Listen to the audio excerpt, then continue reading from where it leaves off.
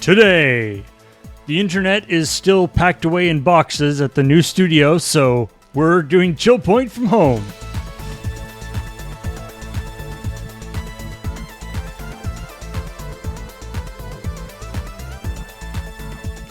Oh, good to go? Okay.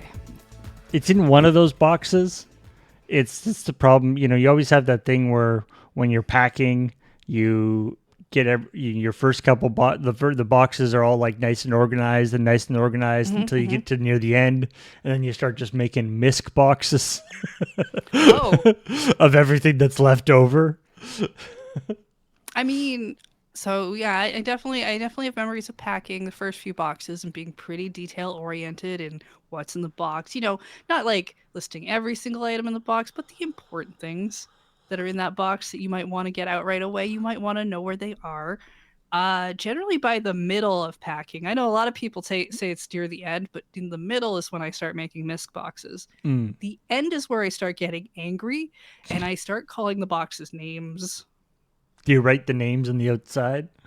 Yeah, usually it's stuff like, this box is too heavy. Why? And then the movers are like, where do we put this stupid box? Why do we even have this box? But yeah, we're doing the remote thing today, and if you've been watching the channel, you will have seen the fighting game stream that Ben and Adam and those folks just did. Was also remote. Nelson and Wheeler, I think. Yeah, Nelson and Wheeler and stuff. So, and unfortunately, our internet situation in the new office is, for some reason, Impossible. yeah, despite it being seemingly a fairly straightforward setup, there's nobody who can come and do it, apparently. Anyway. Yeah, I mean, we don't even know if our internet is impossible because nobody will come and tell us. Nope. They keep scheduling times that they will come and tell us, and then they just don't show up. Yeah, and frankly, while I understand that move, that is not, it's not really but you can't really ghost as a company. If it was like, you know, we're going to have to reschedule, at least that would be something. But it's these scheduling and then just like, all right. It's a good thing that nobody wants to watch videos on the internet that we put up. Yeah. So anyway, in the meantime, let's talk about, and although that's not technically the reason, it is related to why there's no checkpoint this week as well, because obviously all the unpacking and the move and everything. More the reason then they wouldn't get us internet. Yeah, although Graham and Beige and various people being on hold for upwards of 2 hours at various times certainly didn't help the scheduling at all. If I had any connections, I would have sent them already, because frankly, this is about to impact me this weekend. So hopefully checkpoint next week. Assuming that as far as I think it is reasonable to get a checkpoint out next week. Studio B, where checkpoint is usually filmed, is mostly all set up now, and That's we'll be showing you some more behind the scenes things when we have internet in which to show it to you. But anyway, let's talk about some of the stuff that happened this week, and maybe we should start with not the biggest thing that happened, but the biggest source of news, at least in the source of news that is relevant for Checkpoint, which is the FTC, Microsoft. I don't know what you court case. I guess I don't know what you call it. They're in hearings, court, something. Yeah, there is a judge involved. Yeah. I don't know. I thought you were gonna start with Fortnite, and I was just like, really, Paul? The most important thing. The most reliable piece of news that happens every week. And so obviously we've talked a lot about this. So this is all about the Microsoft acquisition of Activision Blizzard King, and then the FTC is one of the regulatory agencies that has blocked that, and or they are attempting to block it. And how they do that is through basically suing them. Mm-hmm. And so there's been lots of fun details that have come out Oh, about this. so many You know, BS things you want to. and we Yeah. talk, we talk, of course, we've talked about this before, and it's so great. It's always wonderful to see, that these companies having to take things that were sort of previously expressed in marketing terms, and now they're actually in a court of law versus lawyers, and they have to actually like define things specifically. So you have these wonderful things of like legally defining what a AAA game is, Mm-hmm. which is By different people. Several different people had to define it. yeah, which is something that it's like it. You want somebody to be like, it was just a marketing term, you know. It was bull. It's like it's all bullshit. Nobody knows what a AAA game is. Not anymore, definitely. Yeah, I think one of my because I follow Rebecca Valentine on Twitter, and they're one of the people who works for IGN, and so they've been sitting in listening to things like they can't see everything because some of the testimony is sealed and whatnot due to I don't know. I don't, the Nintendo's next generation Switch won't. Nobody wants to know about that or something. Who Yeah, knows? boring. Industry secrets. And the one of my favorite things I saw come up was like which console won generation 7 and which console won generation 8, and are we on And generation 9? And I was just like, what? Why? and more importantly, is the Switch part of the current console generation? Right? This Does is it count? Does it so not? Who like you could knows? take a transcript of this and format it in onto like Reddit, like as like Reddit reply thread, and it would be totally in like not out of Yeah, place at all. It's just like exactly. now what because they basically like they because the what a lot of this is around is something that we've talked about.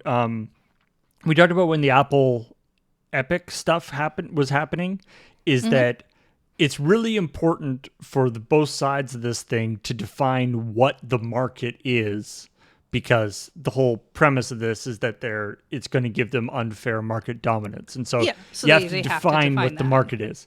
Microsoft or the FTC wants the market to be Microsoft and Sony, like PlayStation, Xbox, is the Yeah, because market. that's going to be the thing that works best for their argument. Because Right. if they can't define that being the market, then Because it doesn't work. yeah, because then obviously, Xbox getting a bunch of stuff that Sony doesn't get, it's definitely an anti-competitive thing.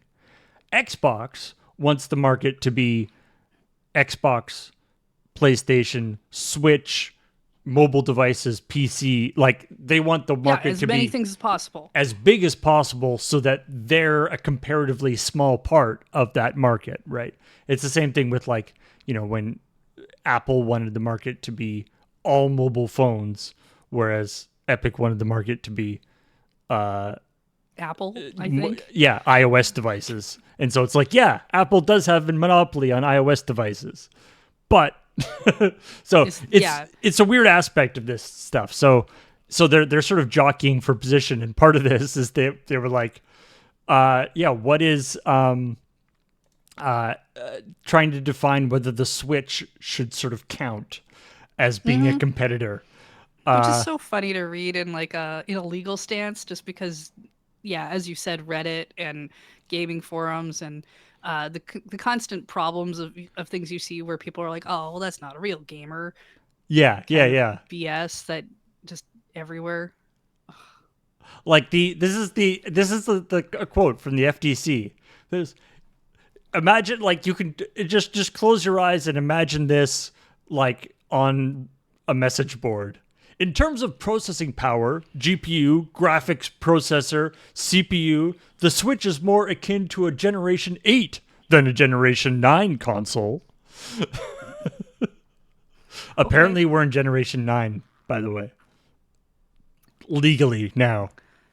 I mean, I it's never good knew to actually what know. number we were in. Yeah. Because honestly, I was never clear based on forum arguments that I've seen, and now instead of um, instead of those people linking to a random YouTube hour-long video that they suggest that I Mm.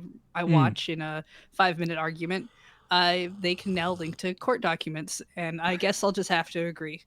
And so then Phil Spencer, of course, from Xbox, comes back with says, "No, I would not agree with that."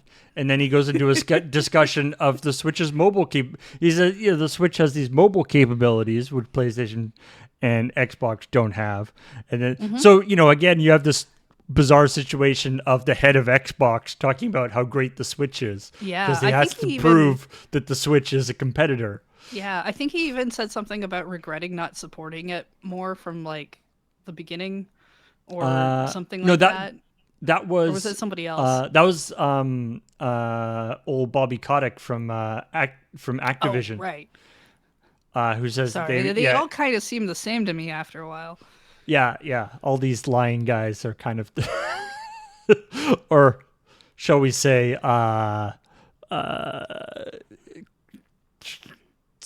they have a specific point of view on the truth Yeah. I mean, of the situation. I really wouldn't blame anyone at the beginning of the Switch life for not wanting to necessarily just jump in with both feet. The Wii U was not a marketable thing that anyone would have wanted to get on. You don't know if the next thing's going to succeed. Actually, So like, and I can't say I find that to be like a weird thing where it's like, oh, in hindsight, we probably should have. I'm like, yeah, everything's really good in hindsight, isn't it? and I mean, speaking of the Switch in relation to Activision stuff, of course, we can't forget about Call of Duty, which is Oh no, the most important thing. the most important game, and yet also really not that important of a game No, ever. no, it's not. It's very unoriginal. You It's not even like what the top 50 or lots of whatever. other games I don't know. better. Yeah. So this whole you remember Microsoft made a 10-year commitment to bring Call of Duty to the to keep Call of Duty on PlayStation platforms, to bring Call of Hmm. Duty to Nintendo platforms, and to bring it to all these other various places.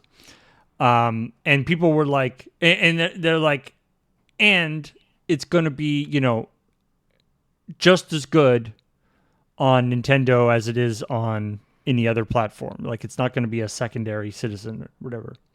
Hmm. And people were like, well, clearly that's not true. Like whether or not you define, however you define the generations, the Switch is a less powerful console. Everybody knows this. This is not a big revelation. It's not going to be running in 4K like it is on the I like mean, that would PlayStation be Pro. really weird. And so what I like is it's now been he's now the new quote is uh, Call of Duty on the Switch will run relatively great compared to other Switch games.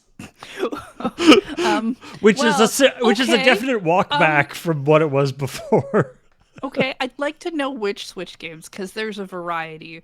There's there's like maybe some frame drops, That's true. maybe a thing over here. There's Pokemon Scarlet and Violet. But then there's like, something that hasn't been really well put up. There's The Witcher 3, which is considered like a really good port because they had Hmm. to redo a whole bunch of stuff and it's supposed to run really well. Like, which games do you want to compare yourself to? Yeah, exactly. Yeah, if we're comparing it to yeah, say the Pokemon Scarlet and Violet, then maybe we have a problem here. Um, so anyway, so yeah, this is all stuff that's come out of different things. The other actually really interesting one that's come out of this is that this is by far not the only Activision Blizzard is by far not the only people that Xbox have tried to buy. Oh, right. In fact, they tried to buy basically everyone, which to be fair to be honest is they've tried to buy so many people that it's kind of an insult to Activision Blizzard that they were so far down the list. Cuz Yeah. cuz apparently they let me just see if I can see the Where's whole. this? I know Sega was on there.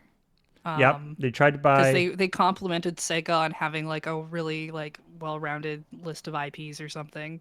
Sega, Warner Brothers, Nexon, Supergiant, Niantic, Zynga, Bungie, Square Enix. But didn't they also confirm that some of the reasons to buy these things was basically to hinder the other companies? Well, I Like mean not they necessarily because they wanted their IP, but because they knew other companies were working with those companies. well that they also there is also a thing that because of course a lot of the people are talking about this acquisition and Microsoft being like no we're not going to make it's not going to be exclusives, and then people point to Bethesda with Starfield, which did become an exclusive, and apparently part of the reason why Xbox bought Bethesda in the first place is because they were pretty sure Starfield was going to be a PlayStation exclusive, exclusive, Yeah, or at least PlayStation for like 6 months or a year or something. they were worried that that was a thing, and I mean that's kind of part of that's it's really weird because what you want ideally is that companies like this are acquiring other companies because they have an interest in the IPs that they want, Right. and you want it to be a growth thing and to be helpful and whatever, and then it's like, but the tactics of capitalism are, what if I just take away things that other people have and then they can't use them? Yeah, yeah. I mean, it's a really good gaming Right. strategy too in some games, but like, Because Deathloop and Ghostwire also were Bethesda games that did become Sony exclusives. So, Mhm. so I I mean, I mean, believe too the argument from Sony being like, uh, if if they buy these things, they'll make their content exclusive, is also kind of like dot dot dot because that's what we would do. yeah, there's a lot of projection on Sony's part here. I think that it's like that's what we would do. So I'm sure that's what they would do. Um, Also, apparently, the other one that I like is um, uh, this whole thing, with Bethesda, because Bethesda, it was going to be at least at the time of acquisition, Starfield was going to be a multi-platform release, and then, um, they got bought, and then and it became exclusive. And then all this stuff has been going on with between Microsoft and Activision, and they're like, "Don't worry, Call of Duty is going to be fine." And the senior VP of global marketing for Bethesda sent an email being like, "Isn't the Call of Duty thing like the opposite of what we were told to do?" Yeah. Like, I understand. He said, "Yeah." He says, "Like, I understand there is likely nuance here, but at its core, it reads as the opposite of what happened with us." Yeah, there's this thing that happens when you work at a place. The last thing you want to have happen is read news that says either something you don't know that's happening in your company, but apparently is happening, Mm. layoffs and such, or that apparently other decisions were made that you weren't aware of or were told the opposite of. I guess if anyone knows who's lying, it's going to be people who work for It's that PR department. But and again when they made that 10-year commitment thing, he said to think another. It's like, did anyone at Xbox think about maybe giving us a heads up on this? Todd Howard is going to Dice in a couple weeks. You don't think that a journo might find him and press him on why it's okay for Call of Duty or any Activision Blizzard games, but not Elder Scrolls 6 and Starfield? mm-hmm. This is part of the reason why I had this book at the start of the game of the stream today. There's a whole part of like where they go to essentially like an E3 thing, and there are people trying to stop journalists from ever interacting with executives to press them on questions like that and harassment and stuff. Yeah. Anyway, Because I mean, if you know that's a thing, you either spin or you avoid. the the other thing actually that was just kind of a throwaway there, but in this email being, don't you think a journal might find or impress him on what is why it's okay for Call of Duty and or any Activision Blizzard games and not Elder Scrolls 6 or Starfield? Before this letter came into public interest because it was part of this trial, Mm-hmm. uh, Microsoft and Bethesda have been non-committal about whether Elder Scrolls 6 is going to be an exclusive. I mean, they're not even working on that until they finish, what was it, Starfield and then something else? Wasn't it Maybe? like third in line? I thought we did a story like weeks ago about how it's coming, but not for like a while. Yeah. I remember that, Or was that yeah. a different game? I can't. Hmm. So, There's also that thing about the redactions that didn't get redacted properly. oh, right.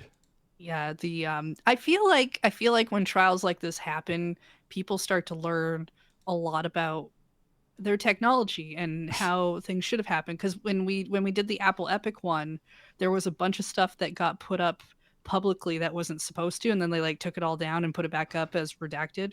Right, That was that wasn't even like a redacted thing. That was just like it went into like a shared folder or something. Yeah, it wasn't supposed to go anywhere. Where in this case, it's like they didn't hide the numbers properly, and people could like could still see them or remove Yeah, the marker thing. so the info here is that we are finding from Sony documents that Last of Us 2 and Horizon Forbidden West had over $200 million budgets, not including marketing, Right, so just for like dev and which is not something that companies usually talk about. Usually they talk about, how many millions of copies they've sold and blah blah blah. But which, and people doing some sort of back of the envelope math on the publicly released numbers for how many units have been sold have worked out that maybe were not that profit. Like, you got I to sell a lot of mean, copies to make money on like $200 million. yeah, we've had stories for years that are like, oh, this game sold millions of copies, but it's a flop, Yeah. and and it's just kind of where we are, especially in what is considered. I don't know. I didn't read their definitions of the AAA gaming space, but generally they're very high budget, very time consuming. They take a long time to make. So Everything has to be open world now, I think. Is the current trend, and it's how does a company survive off that? Like, it actually makes sense why they're making The Last of Us like TV and other things. Like, they're trying to get probably money out of the franchise, out of other avenues rather than just the game. That's true. I mean, there's lots of associated stuff, marketing. Presumably, The Last of Us, TV show got a bunch of money. But yeah, you can see here just quickly, they marked it out with Sharpie. Hmm. But as many as if you've tried to say, I don't know, cover up something that's like, if there's like a black chip on something and you try to put There's a some bit of an Sharpie, outline. yeah. And so it turns out that yeah, people. I don't know how well you can see it on the stream here, but yeah, you can kind of. It turns out even on the I can scan, kind of make out some of that from here. you can kind of read it. Yeah, it's uh, it's not great. It's also Hmm. like, oops, it's also like weirdly low tech for them to be just like sharpieing it. Anyway, and of course, people can go in with like levels and stuff and bring it back. Hmm. Yeah, I mean, it kind of makes sense why you see a lot of stuff just typed out now, where it's got like redacted in brackets Right. Yeah. or Yeah. something else that we've seen in prior stuff. Yeah. Which is always I always liked the it's more like because yeah that's the new thing is just put redacted in brackets, which is probably a better way of doing it, but it's less interesting because you can't be like, oh, there's a big paragraph there blocked out. What does that mean? Yeah, that's right. You can't try to like figure out how many letters can fit in the thing, which How's is kind of more fun. It's not fun when it's only like a couple numbers, because it's I mean, I there's don't only so many number combinations at that point. But I don't know how like redactions work from a legal point of view, but I do like the game cost redacted million. Like they're not redacting the million part. They're just redacting the number. Like you think they would just do the whole number. I guess they're like reveal. I guess the fact that it was more than 1 million is not that yeah, I kind of not that big I a weirdly revelation. weirdly wonder why that that's like considered so harmful. I Like guess I it's know it's not necessarily positive, and you prefer your stuff to be positive, but I think it's just like you know they have a inherent desire to keep any information secret that they don't have to release. I mean I do too. But nobody cares about me, so it's fine. So anyway, I think that is all of the main interesting stuff that has come out so far. I mean, it's only been a Yeah, I couple believe days. I'm pretty sure this is going to be a the long hearing. haul. I think the hearing of whatever they're doing right now is technically done. I think I believe it's like a couple of weeks before we hear a decision. Yeah, And I don't know if this was so much about the blocking as it was about, because I know the deal itself is supposed to close like at the end of July or something, which is part of the reason why this is going on like right now. yeah. The timeline is sort of weird. So, because I had heard that they were supposed to be like a trial thing in August, but it's after the deal. So I don't know if this is just like moved up or if this is for something else. Hmm. But hopefully we'll hear more results in a couple of weeks, Yeah, preferably before Thursday, so that Checkpoint can. I don't know if and anyone in the trial is watching our show, but it'd be really convenient for us if you would promptly put out your news yeah, for our own benefit. yeah. If you're going to come out with any big like bombshells, if you could do it on like Wednesday Wednesday. morning, Wednesday morning is really good. would be great. Yeah, Thursday morning's really cutting it tight, and we prefer you don't because we can't do a proper read up. But and then if you're doing it on Friday, you're just being rude to everybody. yeah. That's just Yeah. unnecessary. Um. All right. Let's get on to uh the very important news of Fortnite. I mean, this is pretty cool. So, more character skins in Fortnite isn't that that's not that news. There's new character skins in Fortnite all the time. But these ones are Transformers. Mhm. Because there's the movie coming out, I guess. Except There's these another aren't movie coming out. except these aren't the Transformers from the movie, I don't think, which is kind of weird. But Because the new movie has to do with like it's all like the Beast the Transformers. Beast bots, Yeah. but Optimus Prime Ape Bot is not Optimus Prime. He's someone else now. I don't know. I don't really follow Transformers. I Um would love to rewatch Beasties or Beast Wars, depending on what area you were in and what they called it, but I don't know that this movie is doing that. no. But yeah, so we got Megatron, who apparently has like a mace, which seems odd. But anyway, and then we've got Bumblebee, but then we've got the Fortnite bus. Yeah, see, so this I'm surprised hasn't happened sooner. so you can be a transformer of the Fortnite bus, which is actually kind of cool. So there's several questions I have, and I don't know if this is answered anywhere because I didn't read beyond the headline for this. Um, if the bus is transforming into a robot, does the bus have safety protocols where everybody has to get out first? Or does it just smush them if they Or do transform? you get smushed? If there are more than one party bus robots, are you deployed in a fleet? I Do I mean, get to see all of them deploying at the same time? considering what kind of stuff goes on in Fortnite, it doesn't feel like there are a lot of safety protocols in place.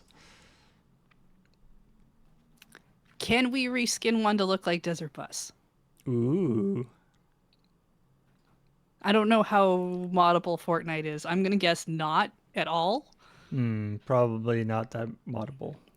But I would like to see a all 100, because I assume it's still 100 people battle royale game, and they haven't changed it. All I'd like to see all 100 bus drop, please. Nice. I don't intend to play any of these things. I just want to see it happen. Yeah. Uh, 100 buses dropping from the sky onto an island. It just sounds terrifying. what else is terrifying if you're playing in an online game is the new World of Warcraft classic Permadeath Hardcore Realms. So are we talking like Rust permadeath, where now you can't have an account and you're just done? Or are we talking like you gotta start the game over? If you die in the game, you die in real. No. Uh, I think you just have to start again. Oh, okay. But so if you die in a classic hardcore realm, you die. You mostly die forever. You can come back as a ghost, but as a ghost, you can only do like a few things. Like in the example they have here, like a guild leader could like transfer their control of the guild to somebody else, or check your mail. Wait, so you can become a ghost, but all you can do is like paperwork? Yeah, you can only That be an is some administrative ghost. You This can't is be. a really boring ghost. Yeah, I mean, I expect that once I finally get to be a ghost, I get some body possession powers. If I try really, really hard, maybe I can make like some items shake around. I can at least make noises. I'm pretty sure I can be a super noisy ghost. But checking my mail is like not the thing I want to be doing. and then the other thing though is that there's going to be PvP duels, and these are optional. But so somebody can. So we have a real. This is a real Mad Max Thunderdome. You know, two characters enter, one character. So you can duel somebody to the death, and they're gone. Like that character is gone. Okay. I mean, Which is sure. like that's pretty hardcore. I mean, it's called a hardcore realm, so it's not. But yeah, that's there it is. So you can, yeah. They're saying they didn't bother doing like capture the flag because you can't really capture the flag without killing the guy holding the flag, Yeah, that which seems would really kind of kind of put a bummer on the whole thing. We're doing who wants to play capture the flag in hardcore permadeath mode? Um okay, cool. Now who's gonna draw the short stick of having Yeah. to carry the flag?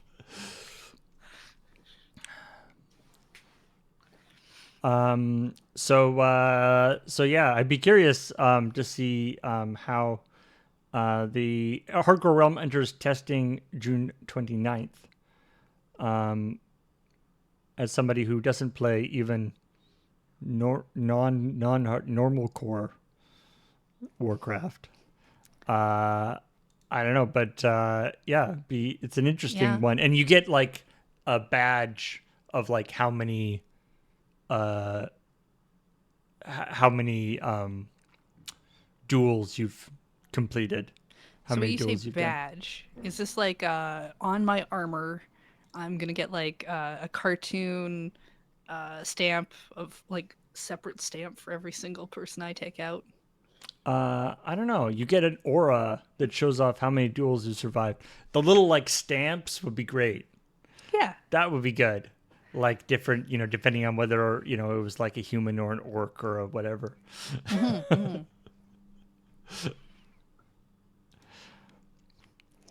Do do do. Uh, but you can't. Well, I don't know. Actually, I was gonna say you can't play. You can't play World of Warcraft in VR, but actually maybe you can now. I don't know. I'm There might not be. There's sure. probably a plugin or It hasn't a been something I've mod. heard of, like maybe not officially. Anyway, uh, VR because Meta has launched a subscription service for their Right. Quest called Right. Meta Sorry. Quest Plus. Their name is Meta now. Metaverse is a different thing. Yeah. That's their, which I don't think works or something. I don't. Um. They might not be called Facebook in this instant anymore, but they still act like it. Oh, they're still Facebook. Yeah. They're still Facebook. So they so basically this is like a subscription service, and it's sort of like, you know, I like it's current pricing for the service is $8 a month, $60 for a full year.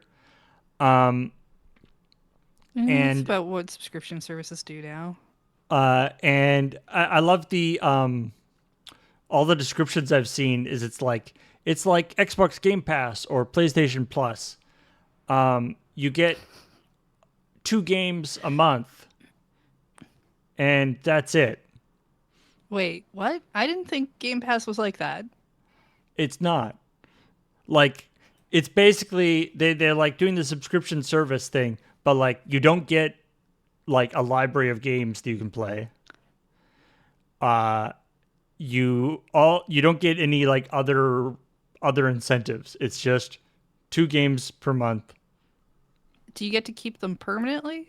Like as long as you're subscribed?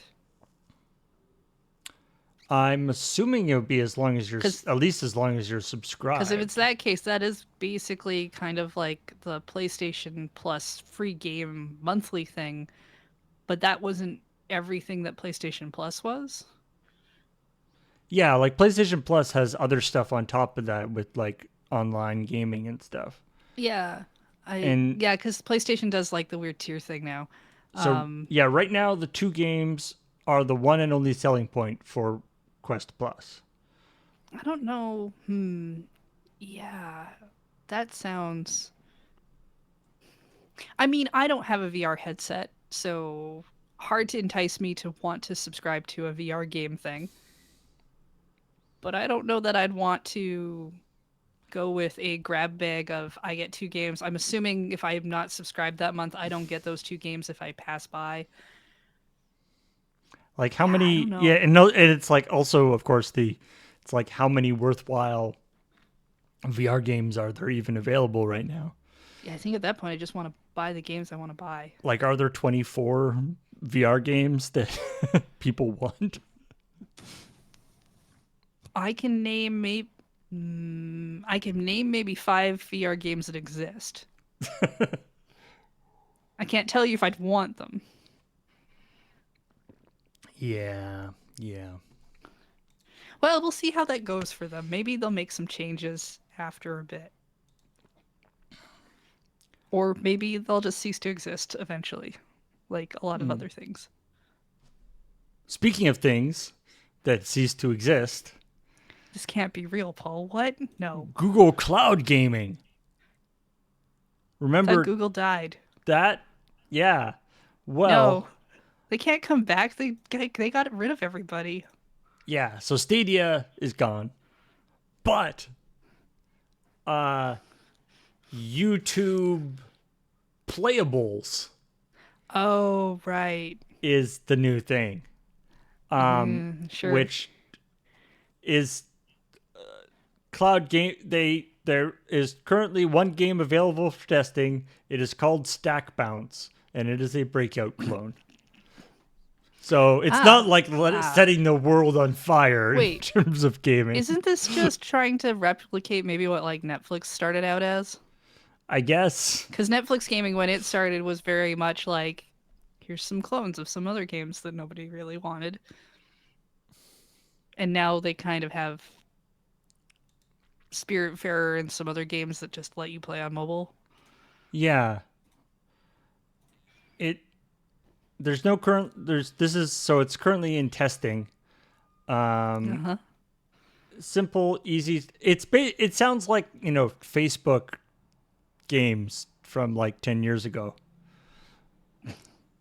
Oh, goody. It sounds they talk about, because it's on YouTube, so they'll be like they're trying to do like the YouTube integration thing, which was like one of the things that they marketed for Stadia that never really happened. Right. And nobody knows what the business model's like right now. It's probably a lot easier to do YouTube integration for Breakout than it is for like an actual like AAA game. All right. Look, I know whoever's working on YouTube Playables, which really just sounds like snackables. It does. It sounds like Lunchables. It's probably like Yeah. its own separate group, far away from some other groups within YouTube. But YouTube, really, I implore you to make YouTube good first. No snacks for you. Stop adding new things until the things you have are good. Yeah. This one's just going to go away like everything else has. Yep. Yes, I'm still salty about what you did with playlists. I will be for the end of time until you bring it back. Jerks. I saw I saw that they were testing the like podcast section, but I don't quite know what that means yet. I think the podcast section's out of beta now. Maybe now they're doing some sort of weird promotional tab beta thing that I don't want to look at. So anyway, that was after they made everything look round. If you have any questions about whether or not Loading Ready Run will be using any new YouTube features, it depends on whether we think that they're actually useful and whether they actually like stay around for more than a month or two. And how angry I get about previous ones. And whether Heather wants to do it.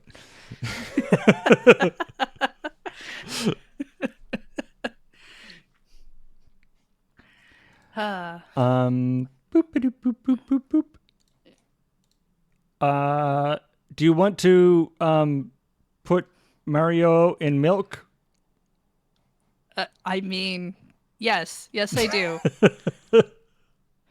Absolutely. Because they're in collaboration with Oreo. They're doing a special special edition Oreo X Super Mario thing, let's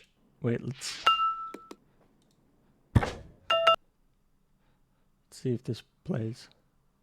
Or it doesn't. Yeah, That's I think the cool. last time we had an Oreo story, it was like Pokemon, and there were like different designs Yeah, so with they're different like they're ratios and stuff. yeah, this is kind of the same. Like they're random. Uh, there's Mario, Luigi, Yoshi, Goomba, and Bowser Jr. And there's power ups like the Superstar, Fire Flower, and the packs will be filled at random. They're holding a social media event, asking people to stack as many of the cookies as possible on the rim of a glass without the cookies falling in the milk. And somehow that will save Princess Peach from Bowser's castle. I mean, maybe he gets really upset when cookies land in milk, and if there's more of them that land in the milk, then he'll show up and be distracted. We hope to unite cookie lovers and Super Mario enthusiasts alike in this playful. Two, Man, I two, wish I wrote PR for these things because I two, feel like two groups that have historically always been at odds with each other. Nobody who likes cookies can also like God. Super Mario. I'm sorry. No, I'm gonna write this down. I want to turn my vampire character Jessica into having to write PR statements like this crap. Oh no. I don't know what they call that, um, but I'm gonna tell Jake that's what I want from now on. We may even reveal a surprise as a thank you to those who successfully defeat Bowser and save the kingdom. Fans will have to wait and see. I love when PR people write a thing like that, do you think they in their mind know what the surprise is, or are they just like, maybe we'll have a surprise for you? We don't have a surprise. I think they We get didn't given have a just surprise. It was a some maybe. details. It's like, oh, here's, in point form, it's like this is what you want. We want you to cover Yeah. because they're whoever does the copywriting for that isn't going to be necessarily the people in charge of making the promotions, right? Yeah, yeah. And they come back to the being like, "Hey, I put my I put my reputation on the line and told people that there would be a surprise if they got all the things to successfully defeat Bowser. And now you're telling me there isn't? What the hell? I I mean, I do stuck my like it neck out on this. when we get food stories because I do try to go and find these things Mm, um, around the time when we've done the story because I think it's fun to bring them in and then we get snacks. But I remember looking for the Pokemon ones and I don't think we got them in stores. And I think these are up for like pre-order or something weird. And I'm not doing that. I'm not well, they're pre-ordering a cookie, Paul. July 10th is also there, so they wouldn't be coming out yet. They won't be available yet anyway. I just don't expect to see them at the stores. Although if I do see a pack, I will grab one for ChillPoint. Mm. Future ChillPoint.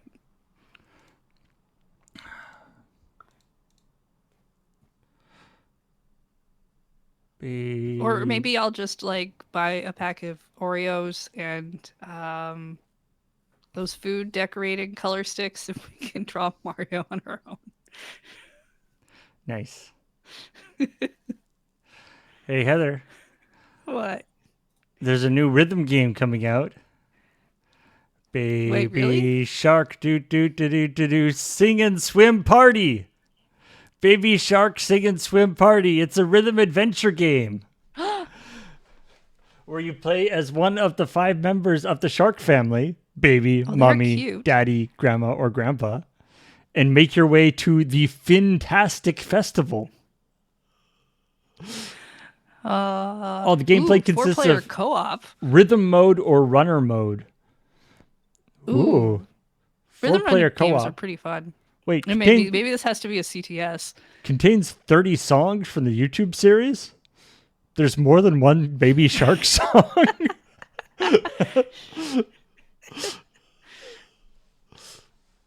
I mean, I guess so. I'm curious now. Wait, so baby, mom, dad, grandma, grandpa, 4-player. Why is this not 5-player? Who's gonna leave baby at home? Swim across the wide waters with the shark family and enjoy the Fantastic Festival where you can watch performers sing and dance and rock. Sing and swim to phenomenal, Fin nominal, songs from original videos, including the Baby Shark Dance and more. Journey through the iconic ocean locations like Tropical Bay, Ocean City, and more. 5 customizable player characters. Play your way, either runner or rhythmic modes. And get rewarded with tons of musical cards that can be added to your album. Okay, it does look like it has an actual rhythm element to it. I'm concerned by the age group that they want for this, that it is not going to be even remotely challenging. Well, that's a good idea. We should bring James. Oh yeah, James needs to learn about sharks. Yeah. I didn't realize he was unaware of all the shark knowledge that we need to drop on him. Yeah, I do love the marketing copy of like original videos, including the Baby Shark Dance and more. It's like amazing original videos, including the one you've heard of and other ones. Well, you know, we sometimes you put out several videos, Paul, and only one goes viral, and unfortunately it's one of your friend getting hit in the balls with nunchucks, and nobody knows who to go back to for that. It's true. The guy who wrote the Baby Shark song is probably like, I went to Juilliard. I have so many great songs. This is the one that gets viral. You got to make money somehow. Yeah. And sometimes you're never really sure what's going to click with people. It's strange.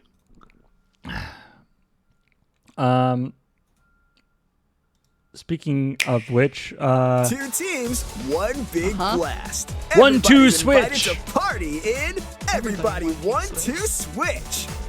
First up, games. Do you remember we talked about this game about a year ago, Paul? Yeah. So this is the infamous 1-2 switch. This was apparently being made as a sequel to whatever the game was that came with the Switch. It's 1-2 Switch, I think, was the original. Everybody 1-2 Switch. Oh right, everybody. This was supposed to be a sequel, but it was not good enough, and they buried it. Yeah, it play tested poorly, and the rumor was that there were copies of it just sitting in a warehouse and people didn't want it to release, especially at whatever price point they were talking about releasing it at. I don't think that's necessarily the one that they came out with, because it would literally harm their reputation. Was the rumor. So now we're getting it, apparently. The keeping track of orders in an ice cream parlor game doesn't necessarily sound great. Yeah, so apparently, like, up to 100 people can play. You can use your smartphone as controller to do that. There is a host character with a horse mask on his head. Mm-hmm. His name is Horace. Good name. Which I do think is a really good name. That is a it's solid name. It's not the name I was expecting, but I appreciate that. It might be the only thing I appreciate. Horace the horse? Horace the host. Horace the horse host. What are these environments that they have the people in? Well, that's kind of the funny thing. Like, this game looks silly in probably the ways that people are like, I don't know if you'd want to play this, and yet, if we turn it up a few notches, we add Wario, and we go into like that new WarioWare game that they're planning to bring out. What was it, later this year or something? More people are way into that. Sorry, did you see that game? One of the things that they put forward as a game was a game in which the game says squat and you squat. That was the game. I mean, if you recall, 1-2-Switch had because 1-2-Switch's thing especially was like make sure you don't look at the screen, make sure you're looking into the eyes of your opponent was a thing that happened a lot because we did this we did a launch day stream for Switch game stuff, and 1-2-Switch was one of the ones we did Right. back in like 2017. I remember that. And Yeah. one of the games is like, okay, stare into your opponent's eyes. Now milk a cow that's invisible While staring at your opponent. while staring at your opponent, right? Like You must that was the maintain kind of eye stuff we made fun contact. of for that. But we've actually played that game a couple of times. We played it. I think the last time we played it was a couple of years ago as part of a Christmas party thing because it I was just like people can pop in and out. It's weird. It's silly. like. I'll be honest. It seems like it might. It seems like it would be more. It's like more entertaining as something for, you know, us as a online streaming group to do than something Yes. that it would be fun to do actually just like by yourself or with a couple friends. Like it seems Well, like definitely not by yourself.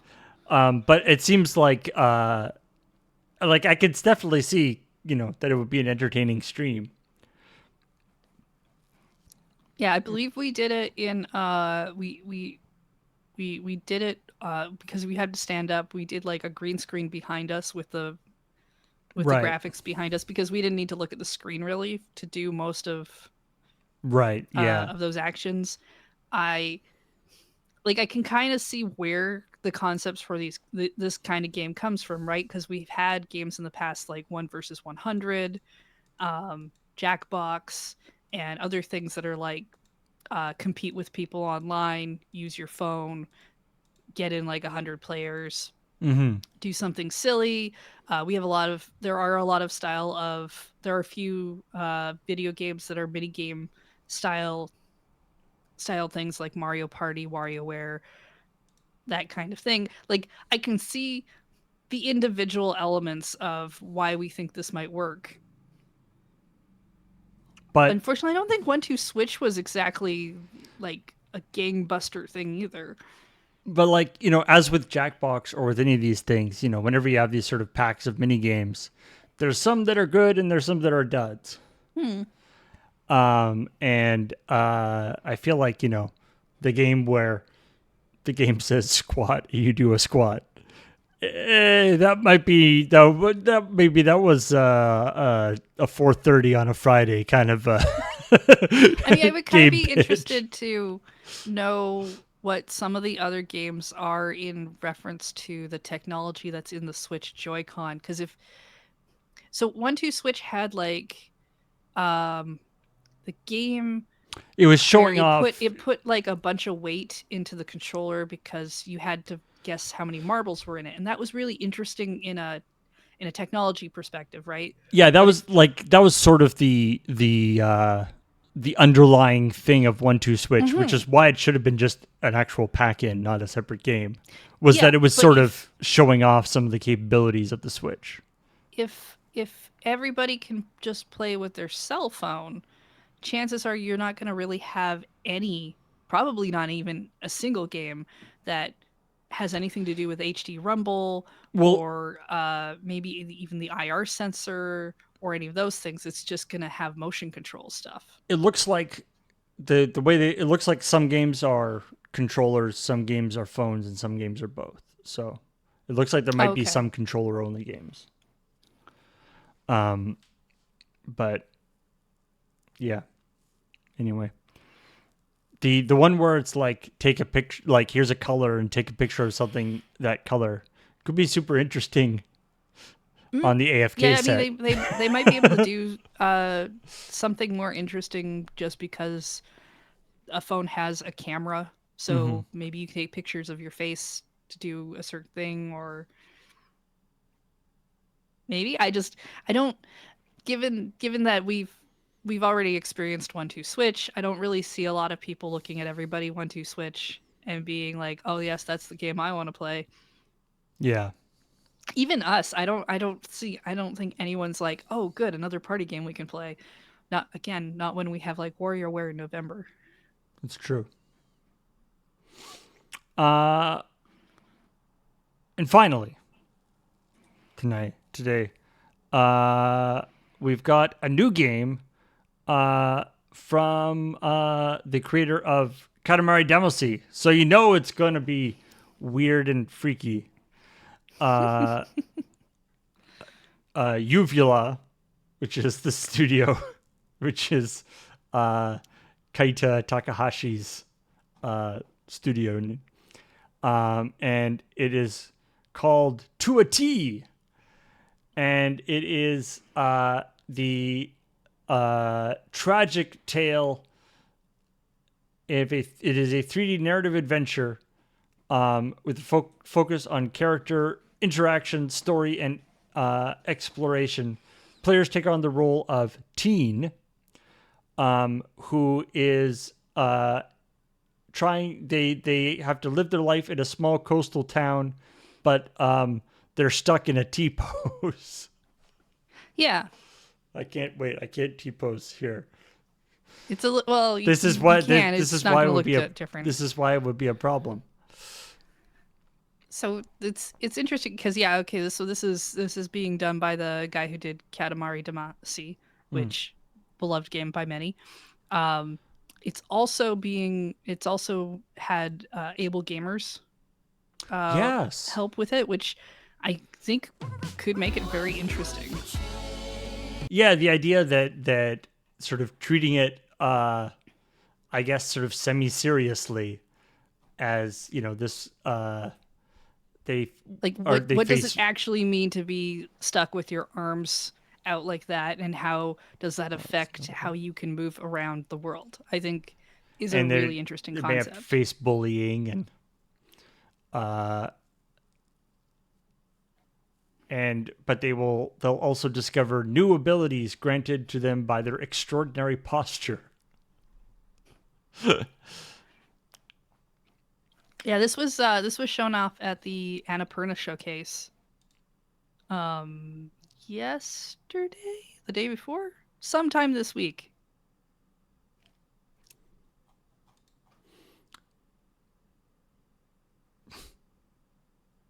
Uh, it's like he's stuck in like a full body cast. His arms. Well, I mean, we make fun of games where your character loads in as a T pose, right? Like, Right. Yeah. so Yeah. I think this is pretty funny in terms of like, okay, well, what if what does that mean for a character in a video game? Yeah. I like it. It's I think it'll be really cute too. It also looks like, I mean, Katamari Damacy is great, a great game, but some of the other games that Keita Takahashi has made have been more, I would say, experimental. There's the one where you're like poop going around, Oh, Wadham? and there's the one where you're knobby. Wadham There's is like great. knobby boy where you're like extending Mm-hmm. really tall. This appears to be like an actual sort of narrative. There's a narrative to Wadham. Okay. This is all about planets needing to be friends again and apologizing for something. It's been a while since I played. It's very cute, Paul. I mean, sure, you can turn everything into poop if you're the toilet, but sometimes you're just a mayor and you move your hat off and you explode. And everybody goes, wee!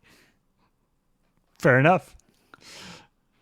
I'm sorry I doubted it that it had plot. You really should give it a shot if you haven't. It's a shorter game, I think maybe 6 or 7 hours.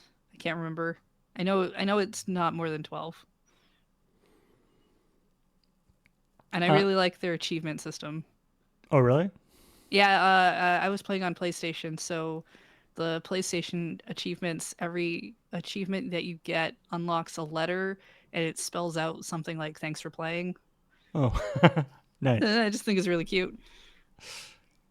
So yeah, that's all the news that was fit to print and then talk about. Did Uh, you see anything interesting out of like the Nintendo Direct or any of the other showcases that showed up over? I think it's just Nintendo Direct in Annapurna over the I last didn't week. I didn't I didn't get a chance to check out the Nintendo Direct. Was there some good cool stuff coming out of it? I mean, they had a number of interesting things like Detective Pikachu Returns, so they're finally doing the sequel to that. I'm excited for that. Movie or game? Game. Oh, okay. The Cool. the first game actually ends on a cliffhanger. Ooh. And it came out in like 2016 or something. Oh right. Super Super Mario Mario RPG. RPG is getting a remake. That looks neat. I've never played that, so that's interesting. There's an untitled Princess Peach game that they didn't want to tell us anything about, but they wanted to tell us existed. Ooh. That was kind of weird, but Untitled neat. Princess Peach game. Um, Princess Pikmin 1 and Peach 2 takes out the trash. got re-released just in time for Pikmin 4. Wait, a sequel to Untitled Goose Game? I mean, that would be cool. This time it's got a title. Again, WarioWare is getting another game, which surprised me a little bit because we got one like 2 years ago, so I didn't think they'd make us a new one. And then Super Mario Brothers Wonder, where everything's really weird and Mario turns into an elephant. That one that does look pretty amazing. I don't know, the fact that Mario's been around for so long, and the Mario gameplay is pretty tightly refined, and they're still doing all these like bonkers things in a title. It's very cool. I'm into that. Yeah. I like the creativity. It looks like one of those things where they like brainstormed a bunch of ideas and then just did all of the ideas. Yeah, because there's like I don't know, flower or something you pick up, and then everything kind of starts to go weird in the background, and pipes become all curvy and like worms, It's and definitely got a touch fuzzy, get dizzy kind of feel to it. Especially since there's you already play as Daisy. the like, I don't know, there's like the elephant thing, and the which is already like, I don't know, it has the association, at least there's like like the elephants on parade bit from like Dumbo or whatever, right? Like it's definitely got some like serious mind altering substances. Yeah, very Fantasia Yeah. esque in a lot of ways. I do kind of wonder if the elephant's the only animal because it's just the one they showed, right? I mean, is the cat coming? Because there's the cat, right? Oh, That's the how cat one. the cat. They didn't show anything like that. But I mean, if they, yeah, I mean, the cat and raccoon are obviously already established. Maybe elephant is just going to be the next thing. Yeah. I mean, And yeah, then I guess they could just bring back some of the older ones. Frog, cat, raccoon, I mean, I'd like it if they did more with tanuki. the Goomba shoe. They kind of did in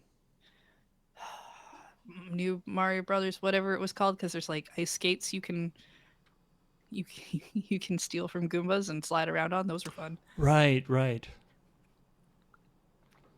Yeah, I'm a fan of the just the old fashioned, well, not that old fashioned, but the sort of the 2D Mario thing. I'm glad that Nintendo still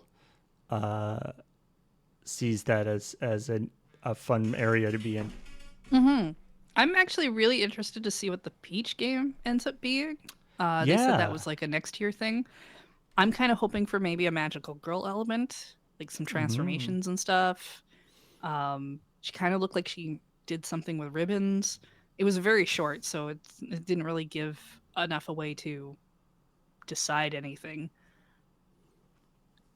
Yeah, it would be interesting to see whether they, it's always that thing with like, you don't want them to just make like a Mario game and swap Mario for Peach. Like, you want it to be sort of mechanically and sort of distinct.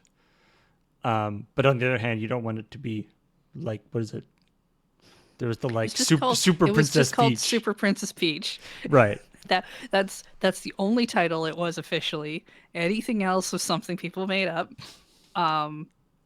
It mechanically was fun. Yeah.